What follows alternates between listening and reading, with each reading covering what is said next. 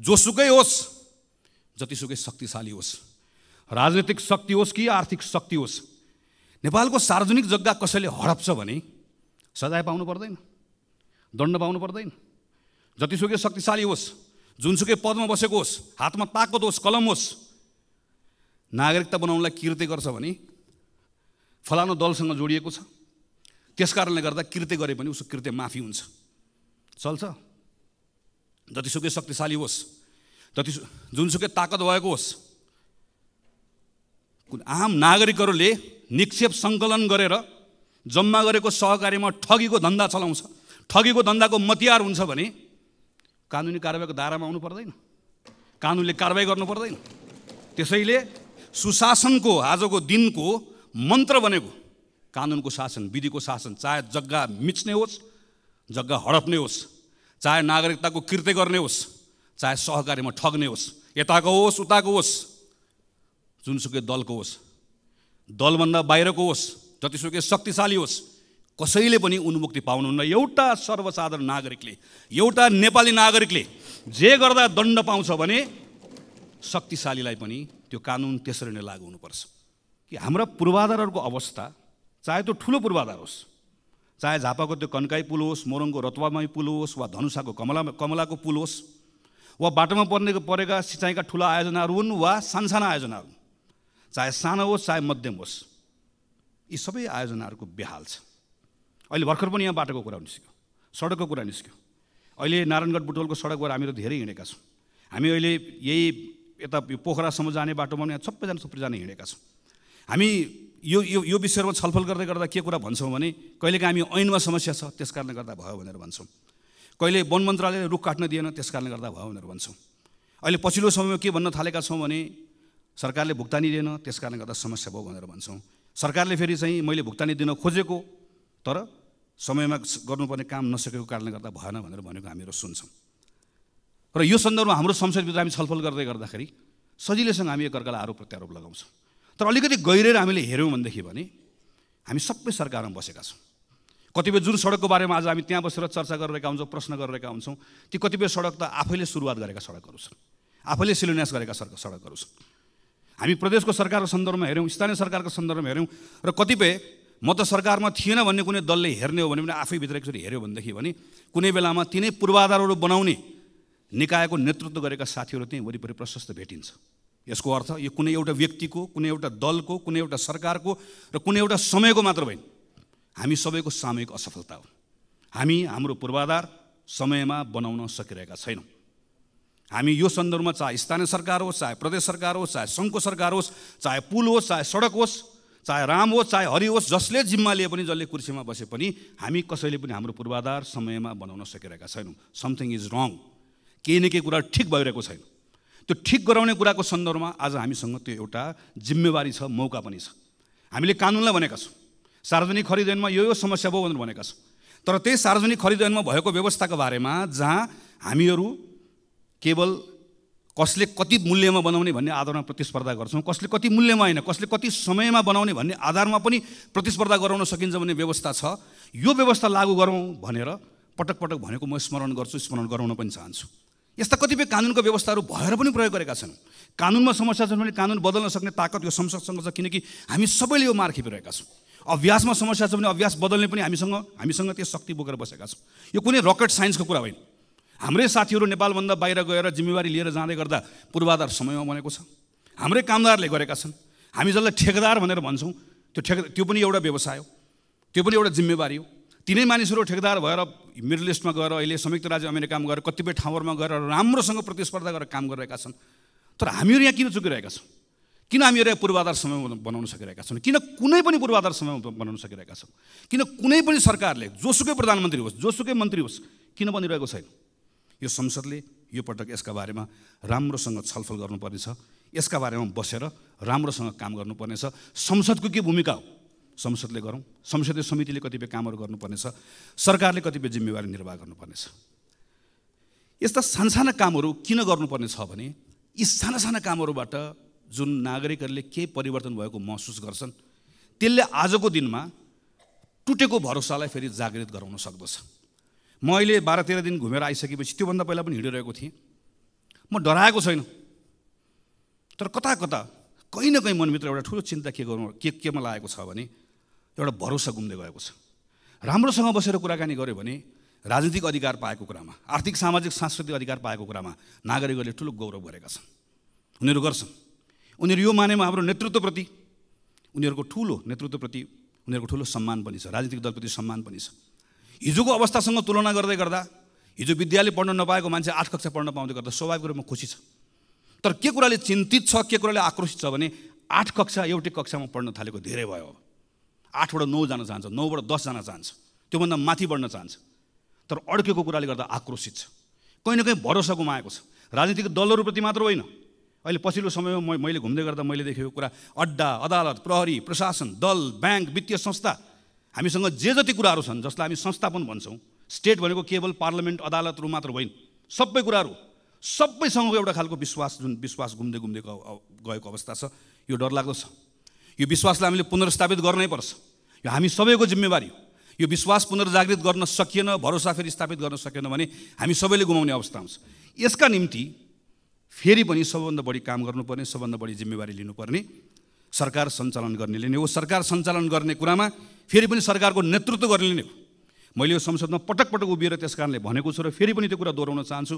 प्रधानमन्त्री नै हो, प्रधानमन्त्री लिडर हो, प्रधानमन्त्री क्याप्टेन हो। प्रधानमन्त्रीले सरकार सञ्चालन गर्दै गर्दा सबैलाई सँगै लिएर गएर अपेक्षित परिणाम दिन सक्दै गर्दा त्यसले एउटा विश्वास जागृत गराउन सक्छ। हामीले अस्ति मात्रै 1 वर्षको आफ्नै कार्यकालको समीक्षा गरेर प्रधानमन्त्रीले केही कुराहरू घोषणा गरेको सुन्यौँ। कतिपय कुराहरूको आत्मस्वीकारोक्ति छ, कतिपय कुराहरू भएका कमजोरीहरूलाई स्वीकार गर्नुभएको छ, कतिपय कुराहरूको सन्दर्भमा नयाँ गर्ने कुराहरूको बारेमा केही सङ्कल्प पनि गर्नुभएको छ। तर त्यही पुसबाट यहाँसम्म आइपुग्दै गर्दाका केही महिनाभित्रका गतिविधिहरू हामीले हेऱ्यौँ भनेदेखि भने प्रयासहरू गर्न खोजिएको छ, तर अझै पनि त्यहाँ ठिक ढङ्गबाट त्यसलाई त्यो लय पक्रेको छैन भन्ने हामीले महसुस गरेका छौँ। मलखाद नपाएको कुरा यो संसदमा मैले गर्न थालेको 64-65 सालदेखि प्रत्येक वर्षको सिजन हुन्छ। हामी ठ्याक्क अब चैत वैशाखतिर आएपछि मलको बारेमा कुरा गर्छौँ, ठ्याक्क हामी असार आएपछि विपदको बारेमा। संसदको क्यालेन्डर बनाउँदै गर्दा मलको कुरा गर्ने, एसएलसीमा फेल भएको कुरा गर्ने भने क्यालेन्डर बनाइदिए पनि हुन्छ। कुन समयमा कुन महिनामा के को कुरा हुने भन्ने कुरा यसमा हामी गएको 10, 12, 15 वर्षदेखि लगातार त्यही विषयमा त्यो महिनामा ठ्याक्क कुरा गर्छौँ, त्यसलाई बिर्सन्छौँ, फेरि अर्कोचोटि आउँछ अर्को कुराकानी गर्छौँ। अहिले यस्ता लामो समयदेखि रोकिएका विषयहरूमा केही गर्नुपर्छ भनेर प्रधानमन्त्रीले छलफल गरेको हामीले देख्यौँ। तर छलफल गरिसके पछाडि आज छलफल भयो, मैले भनेको 10 दिनभित्रमा 15 दिनभित्रमा यति काम गर्ने भनेर निर्देशन दिएको पनि हामीले पढ्यौँ। योभन्दा अगाडिको प्रधानमन्त्रीले निर्देशन नदिएकोले अहिले मैले निर्देशन दिएकोले गर्दा हुन्छ भन्ने सोचबाट बाहिर निस्कनुपर्छ। निर्देशनले हाम्रो समस्याको समाधान गर्दैन। प्रधानमन्त्रीले निर्देशन दिएको देखेपछि मन्त्रीले पनि निर्देशन दिने हो, मन्त्रीले दिएको देखेपछि संसदीय समितिले पनि निर्देशन दिने हो। सबैलाई निर्देशन दिने मात्रै हो। स्थानीय सरकारहरूको हालत यही छ, प्रदेशको सरकारको हालत यही छ। त्यसैले यहाँभित्र हाम्रो समस्याको समाधान खोज्नका निम्ति अतिरिक्त पहल कदमी चाहिएको छ। त्यसैले म फेरि दोहोऱ्याएर भन्छु कि प्रधानमन्त्रीले त्यो सिंहदरबारभित्र प्रधानमन्त्रीको कुर्सीमा बसेर दिनको 10 देखि 5 बजेको समय जसरी एउटा कुनै संस्थाको प्रमुखले जसले संस्थाको नेतृत्व गरेको हुन्छ, दिनको निश्चित समय आफूले दिएको जिम्मेवारीभन्दा बाहेक अरू कुनै जिम्मेवारीको बारेमा चिन्तन गर्दैन, सोच्दैन, त्यसैलाई प्राथमिकतामा राख्छ। नेपालको प्रधानमन्त्रीले पनि त्यसै गरिकन काम गर्नै पर्छ। त्यसपछि मात्रै त्यो उपलब्ध भएको समयको बिचमा गरिने छलफलले समस्या पनि देखाउँछ, समस्याको पहिचान पनि हुन्छ, समाधान कसरी खोज्ने भन्ने कुरा पनि जान्छ र त्यसैले हामीलाई टुङ्गोमा पनि पुर्याउँछ। काम गर्ने तरिका नबदलिकन फरक परिणाम आउँदैन। उही काम गरेर फरक परिणामको अपेक्षा गर्ने कुरा केवल मूर्खता मात्रै हुन्छ। त्यसको सुरुवात स्वयं प्रधानमन्त्रीबाट गरिनुपर्छ। नागरिकहरूको बिचमा अर्को भएको ठुलो आक्रोशको विषय भनेको सुशासनको विषय हो। सुशासनको सन्दर्भमा हाम्रा संवैधानिक निकायहरूले अत्यन्त पारदर्शी ढङ्गले नै काम गर्ने हो।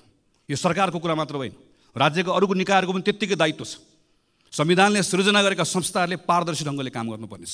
उसको विश्वसनीयतामाथि पनि प्रश्नहरू उठेका छन्, ती विश्वसनीयताले काम गर्नुपर्नेछ। सम्मानित अदालतको पनि यसमा भूमिका छ, संसदीय समितिहरूको पनि भूमिका छ। तर फेरि पनि सबभन्दा ठुलो भूमिका सरकारकै छ। सरकारले सुशासनको सम्बन्धमा मैले काम गरेँ भनेर हुँदैन। सरकारले गरेको कामहरू नागरिकले महसुस गर्न पाउनुपर्छ। नागरिकहरू आफूले त्यो कुरालाई नजिकबाट निहालेर हेरेका हुन्छन्।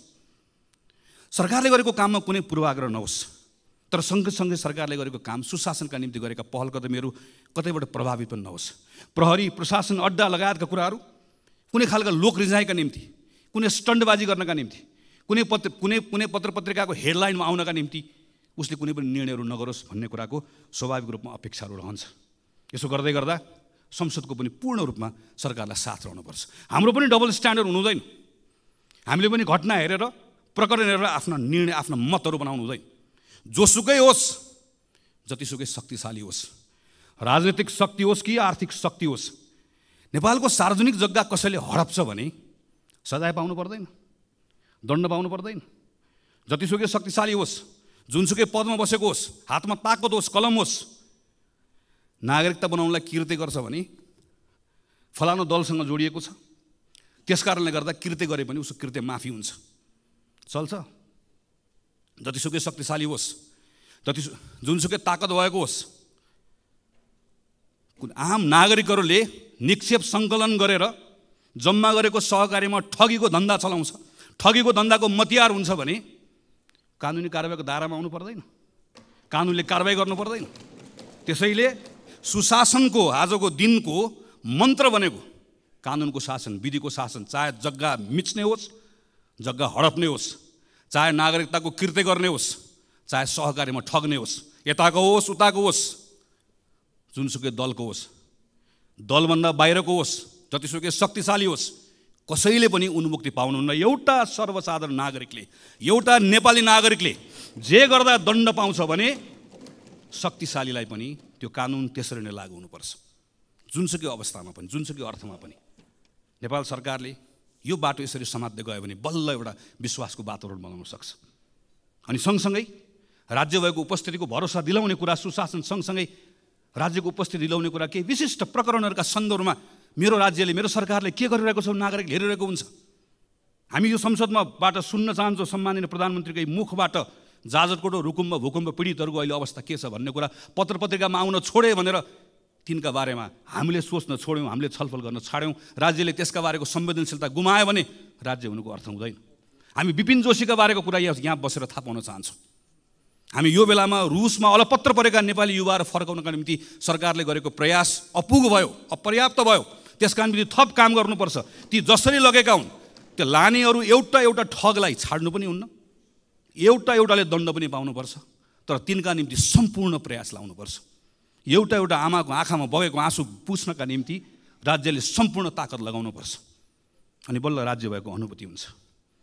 सडक दुर्घटनामा मरेका मानिसहरूका बारेमा मर्छ, रिपोर्ट बन्छ, सहकारीबाट ठगिएका मानिसहरूका बारेमा रिपोर्ट बन्छ। ती सबै रिपोर्टहरू दराजमा गएर थन्किएर बसेका छन्। हामी हेर्न चाहन्छौँ यो अधिवेशनको दौरानमा सरकारले गरेको काम, अनि सरकारका मन्त्रीहरूले यहाँ उभिएर मैले यो रिपोर्ट पढेर यसको आधारमा यो 5वटा काम गरेँ भनेर त्यहाँ उभिएर हामी प्रश्न गर्न चाहन्छौँ, त्यहाँ उभिएर हामी सुझाव दिन चाहन्छौँ, त्यहाँ उभिएर परिणाम आएको हेर्न चाहन्छौँ। हामी सरकारलाई मद्दत गर्न चाहन्छौँ, किनकि आजको दिनको सरकारको कुरा मात्र होइन, सरकारमा बसेको कारणले गर्दा मात्र होइन। हामी यो बेलामा यतिखेर सानसाना कुराहरूको परिणामबाट नागरिकहरू खुसी भएको हेर्न चाहन्छौँ। झापादेखि यहाँसम्म आइपुग्दै गर्दा कतै जङ्गली हात्तीको कुरा छ, जसरी पहाडमा बस्ने साथीहरूले सधैँभरि बाँदरको कुरा गर्नुहुन्छ। माडीको किसानहरूले रातिको समयमा निकुञ्जभित्र गाडी कुद्ने व्यवस्था गरोस्। ठुरीको मानिसहरूले सामान्य मेरो त्यहाँभित्रको मेरो भन्सारको त्यहाँको स्तरोन्नति गरिदियो। काहीँ दुधको किसानको कुरा छ, काहीँ केराको किसानको कुरा छ। मैले खालि यति मात्र भन्न खोजेको, यति साना कुराहरू छन् र यति डुएबल छन्, गर्न सकिने कुराहरू छन्। बसेर प्रधानमन्त्रीले मन्त्रीले एक ठाउँ बसेर यो कुरा गरौँ भनेर भन्दै गर्दा गर्न नसकिने कुराहरू छैनन्, असम्भव कुराहरू छैनन्, सम्भव कुराहरू छन्। स्रोत साधनले भ्याउने कुरा छ, नियम कानुनले दिएको कुरा छ, केवल इच्छा शक्ति चाहिएको छ। यी सानसाना कुराहरूबाट अहिले मैले शिक्षाको कुरा गरेँ, स्वास्थ्यको कुरा गरेँ। अब यही 5-6 महिना 6-7 महिनामा अहिले निराश भएको नागरिकले मेरो विद्यालयमा अलिकति सुधार देख्यो, विश्वविद्यालयको नियुक्ति सही ढङ्गले भएको देख्यो, ठगहरूलाई थुनिएको देख्यो, यता पूर्वाधारको कुरामा थोरै सुधार भएको देख्यो, सानसाना कुराहरू मात्र देख्यो भने त्यही नागरिकले फेरि राम्रो हुँदै गयो, राम्रो हुँदै जान थालेको छ, हिजोभन्दा आज राम्रो भयो भनेर भरोसा त्यहीँबाट जाग्न थाल्छ, त्यहीँबाट एउटा स्थिति बन्न थाल्छ। यसमा हामीले ध्यान दिनुपर्नेछ। र यसपछिको सबभन्दा महत्त्वपूर्ण विषय भनेको हाम्रो अर्थतन्त्रको विषय हो। राष्ट्र ब्याङ्कले हिजो मात्रै चालु आर्थिक वर्षको 6 महिनाको अहिलेको आर्थिक अवस्थाको प्रतिवेदन सार्वजनिक गरेको छ।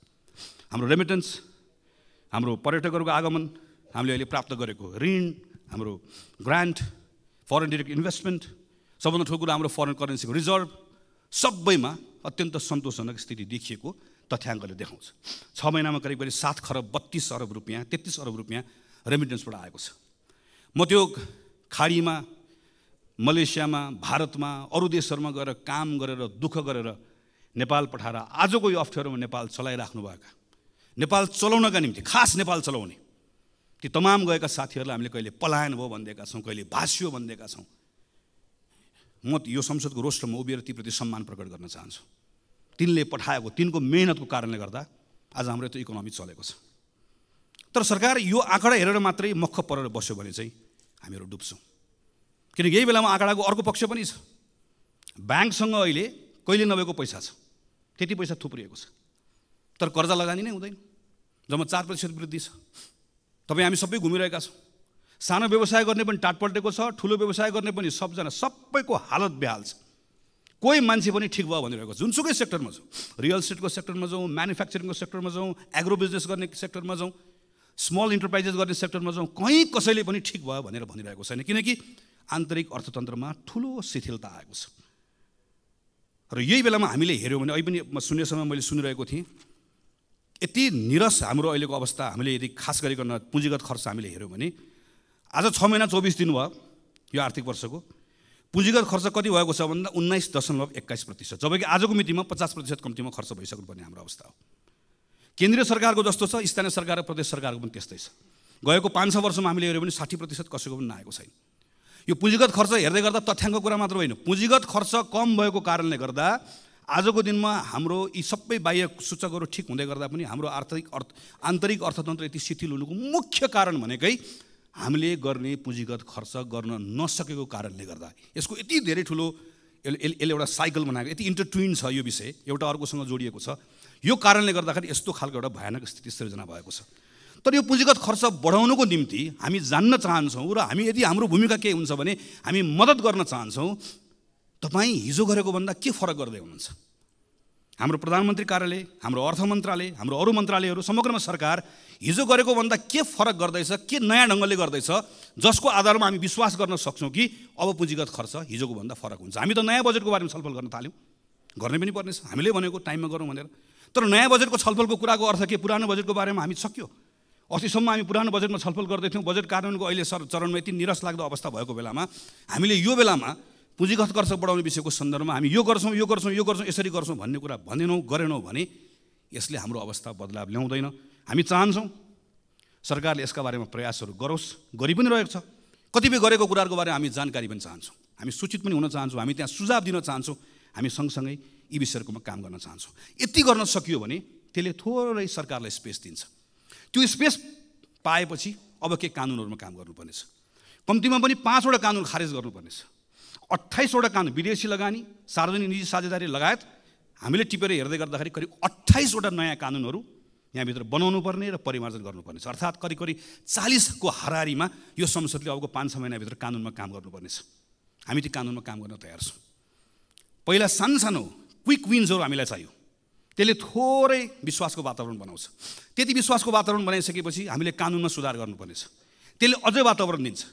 त्यति वातावरण दिएपछि अनि हामीले अर्थतन्त्रको संरचनागत सुधार गर्नै पर्नेछ। किनकि हामी निर्वाचनमा जाने, निर्वाचन जित्ने, बहुमतको सरकार बन्ने, संविधान बनिसक्यो, कुनै अहिले युद्ध द्वन्द्व केही छैन, हामी सामान्य अवस्थामा छौँ। यो अवस्थामा पनि हामीले अर्थतन्त्रको संरचनागत सुधार गरेनौँ। हेर्नुहोस् त हाम्रो व्यापार घाटा, हामी अहिले हेऱ्यौँ भने हामी बङ्गलादेश जस्तो हुने भन्छौँ म्यानुफ्याक्चरिङ सेक्टरमा। हाम्रो अहिले करको दर जुन छ, करको यो दर राखेर हामी बङ्गलादेश जस्तो हामी म्यानुफ्याक्चरिङ सेक्टर बन्न सक्छौँ। हामी पर्यटनमा यत्रो ठुलो आशा गरिरहेका छौँ। तर आजको दिनमा हाम्रो म्यानुफ्याक्चरिङ सेक्टर लगायतको यी सेक्टर्सहरूबाट हामीले रोजगारी सृजना गर्न सकेनौँ भनेदेखि पनि हाम्रो अर्थतन्त्रको हालत अहिले जे छ अझ योभन्दा पनि कमजोर बन्दै जान्छ। हाम्रो अर्थतन्त्रमा संरचनागत सुधार नगरिकन हाम्रो अवस्था बदलिन्न। संरचनागत सुधारको लागि पहिलो पाइला नचालिकन गन्तव्यमा पुगिन्न। पहिलो पाइला चाल्नको लागि आत्मविश्वास चाहिएको छ। आत्मविश्वासको लागि अहिले केही सुधार गर्नुपर्ने छ। सानो सुधार गऱ्यौँ थोरै ठाउँ दिन्छ, थोरै ठाउँमा बसेर कानुनी सुधार गरौँ अझै ठुलो ठाउँ दिन्छ, अनि त्यो ठुलो ठाउँले आत्मविश्वास दिन्छ। त्यसपछि हामीले संरचनागत सुधार हामीले गर्नै पर्छ। हाम्रो अहिलेको जस्तो एग्रिकल्चर राखेर, अहिलेको जस्तो म्यानुफ्याक्चरिङ राखेर, अनि अहिलेको जस्तो हाम्रो यति यो खालको सर्भिस सेक्टर राखेर, अनि सर्भिस सेक्टरको हाम्रो कन्ट्रिब्युसन चाहिँ 60%भन्दा बढी सर्भिस सेक्टरको भनेर हामीले भन्ने, तर हाम्रो सर्भिस सेक्टर जुन खालको छ यो खालको सर्भिस सेक्टर राखेर हामी कहीँ पनि पुग्दैनौँ। हामीले एउटा ठुलो जम्प गर्नुपर्ने छ। त्यो जम्प गर्नुको लागि हामीलाई एउटा ठुलो आधार चाहिएको छ। यसका निम्ति सम्माननीय सभामुख महोदय, योभन्दा राम्रो मौका कहिले आउँछ? संविधान बन्यो, संहिता आयो, सङ्घ छ, प्रदेश छ, सबैतिर अहिले एक खालको अनुकूलता छ, सबैतिर एउटा खालको वातावरण छ। हामीलाई कुनै बाह्य कारणले गर्दा अप्ठ्यारो भएको छैन। हामी सबै सहजतामा छौँ। हामी सबै सहजतामा भएको बेलामा पनि नेपाल सङ्कटमा छ, नेपाल सङ्कटमा छ, नेपाल अप्ठ्यारोमा छ भनेर भन्ने हो भने चाहिँ सजिलो चाहिँ कहिले हुने हो? के भयो भने चाहिँ नेपाललाई सङ्कटबाट बाहिर निकाल्ने हो त हामीले। त्यसैले यो बेलामा फरक ढङ्गले काम गर्ने कुरामा सरकारले सोचोस् भन्ने हो। र नेपाली कङ्ग्रेस पार्टी हामी संसदको ठुलो दलको हिसाबले यो अभियानमा हामी सरकारमा छौँ, हाम्रो जिम्मेवारी छ, त्यहाँ पनि छँदैछ। हामी यो संसदको यो ठाउँबाट पनि सरकारले बनाउने कानुन, सरकारले यहाँबाट खोजेका तमाम कुराहरूका सन्दर्भमा हामी सहयात्रा गर्न चाहन्छौँ, हामी सँगसँगै मद्दत पनि गर्न चाहन्छौँ। यी सबै विषयहरू छलफल गर्दै गर्दा संविधानको अर्को पाटो हामीले बिर्सनौन्न। हामीले संविधानमा दलितका बारेमा कुरा गरेका छौँ, मधेसीका बारेमा कुरा गरेका छौँ, महिलाका बारेमा कुरा गरेका छौँ, अल्पसङ्ख्यकका बारेमा कुरा गरेका छौँ। यी तमाम विषयहरूको कुराकानी गर्दै गर्दा यो केवल बोल्ने विषय मात्र होइन। केही समयपछि संसदमा निर्वाचनको ऐन आउँदैछ, राजनीतिक दल सम्बन्धी ऐन आउँदैछ। यी तमाम कानुनहरूमा छलफल गर्दा यो पटक संसदले यहाँभित्र फेरि के हावी नहोस् भन्नेतर्फ सचेत रहनै पर्छ भने संविधानको त्यो मर्म जसले दलित, महिला, मधेसी, मुस्लिम सबैको, अल्पसङ्ख्यक सबको समान प्रतिनिधित्वको कुरा गर्छ, समान हैसियतको कुरा गर्छ, हाम्रा कानुनहरू पछाडि नफर्किउन्, हाम्रा कानुनहरू यो त्यो रिग्रेसिभ बाटोमा नजाओस् भन्नेतर्फ पनि संसदको यो अधिवेशनमा हामीले यथेष्ट ध्यान पुर्याउनु पर्नेछ। पछिल्लो समयमा हामी के देख्दै गएका छौँ भने डेमोक्रेसीको एउटा सुन्दर पक्ष भनेको असहमति राख्न पाउने कुरा हो, आफ्नो फरक मत राख्न पाउने कुरा हो। तर केन्द्र कतिपय ठाउँमा सङ्घको सरकार पनि हामी कतिपय ठाउँमा अनुदार हुँदै गर्दा त्यसको सिको प्रदेशको सरकारले, त्यसको सिको स्थानीय सरकारहरूले गर्न थालेर एउटा नागरिकका समूहले आफ्नो मागहरू राख्दै गर्दा, हाम्रो असहमतिहरू राख्दै गर्दाखेरि हाम्रो सिभिक स्पेसहरू हामीले खुम्चाउँदै जाँदै गर्दा, साँगुरो बनाउँदै जाँदै गर्दा यसले अनुदार चेहरा देखाउने, चरित्र देखाउने मात्र होइन, त्यसले त्यो डेमोक्रेसीको सबैभन्दा सुन्दर पक्षलाई सङ्कुचित गर्दै गर्दा यो प्रतिको विश्वास पनि उड्दै जान्छ। यो तर्फ पनि सरकार सचेत रहनुपर्नेछ र संसद पनि सचेत रहनुपर्नेछ। हामीले पनि सरकारलाई यो सन्दर्भमा हामी यो त्यो नभनिकन उसलाई सचेत गराउनुपर्ने, उसलाई ख्याल गराउनुपर्ने छ कि डेमोक्रेसीमा यहाँ संसदभित्र मात्र होइन, संसदमा हामीले सरकारलाई औँला तेर्साउन पाएको जस्तै नागरिकले पनि रत्न पार्कमा बसेर सरकारलाई औँला तेर्साउन पाउनुपर्छ, चाहे त्यो स्थानीय सरकार होस्, चाहे त्यो सङ्घको सरकार होस्।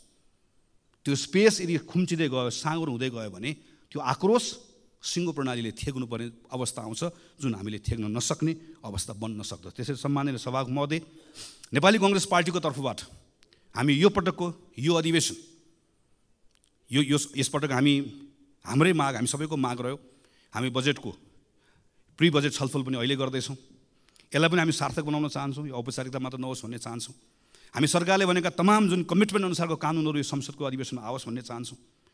त्यो सक्रियतापूर्वक त्यसमा हामीहरू भाग लिएर अन्य दलहरूसँग पनि सहकार्य गरेर हामी छिटोभन्दा छिटो हाम्रो संविधानको मर्मअनुसारको कानुनहरू बनाएर यहाँबाट पारित होस् भन्ने अवस्था होस् भन्ने हामी चाहन्छौँ। यो अधिवेशनमा सम्माननीय सभामुख महोदयले प्रारम्भमा भन्नुभएको जस्तै यसलाई हामी जिम्मेवार बनाउँछौँ, व्यवस्थित बनाउँछौँ, तर सँगसँगै सांसदहरूले राख्नुभएको कुराहरू चाहे शून्य समयमा होस्, चाहे विशेष समयमा होस्, यहाँबाट उठेका ती प्रश्नहरू केवल प्रश्नका रूपमा मात्र नहोस्, सरकारले निरन्तर रूपमा त्यसको जवाफ दिने अवस्था बनोस्। हामी यो सन्दर्भमा काम होस् भन्ने चाहन्छौँ।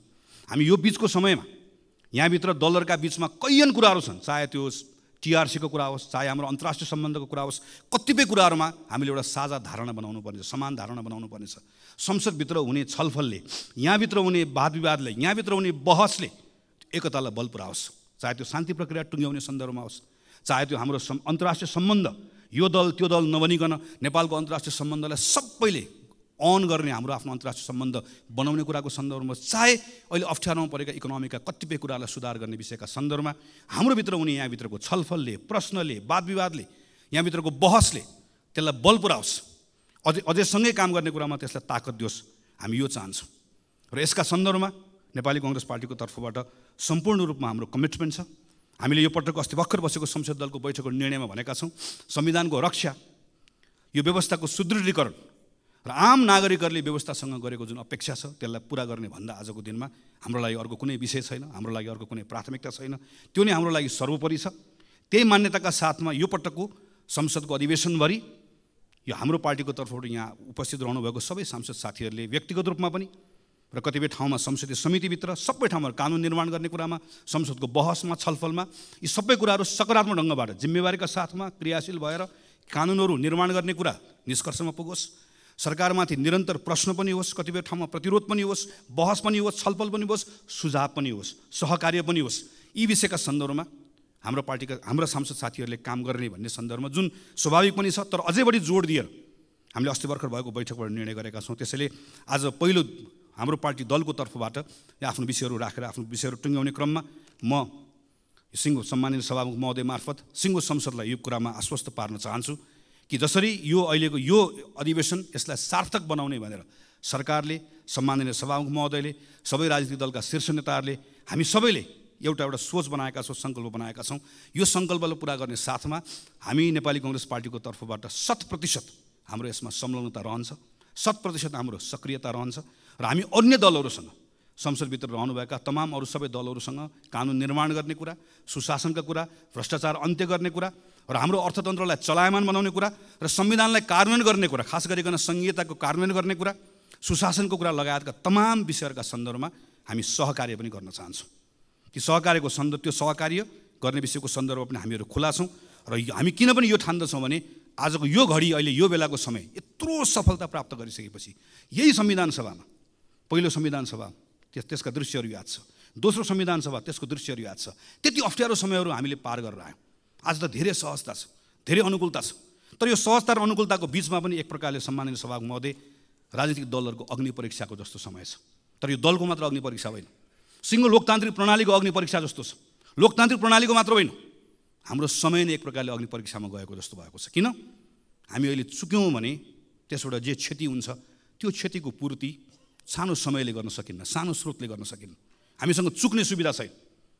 हामीले यो पटक हामी सबैले आफ्नो ठाउँबाट आफ्नो भूमिका निर्वाह गऱ्यौँ भने हामी त्यो चुकाइमा पर्दैनौँ। त्यसका निम्ति संसदको अधिवेशन सार्थक होस्, हामी हाम्रो ठाउँबाट आफ्नो जिम्मेवारी निर्वाह गर्छौँ। हामी सबै आफ्नो जिम्मेवारी निर्वाह गर्ने कुरामा त्यही बाटोमा अगाडि बढौँ भन्ने हाम्रो शुभेच्छा राख्दै, शुभकामना राख्दै मेरो आफ्नो कुरा टुङ्ग्याउँछु। धन्यवाद, नमस्कार, जय नेपाल।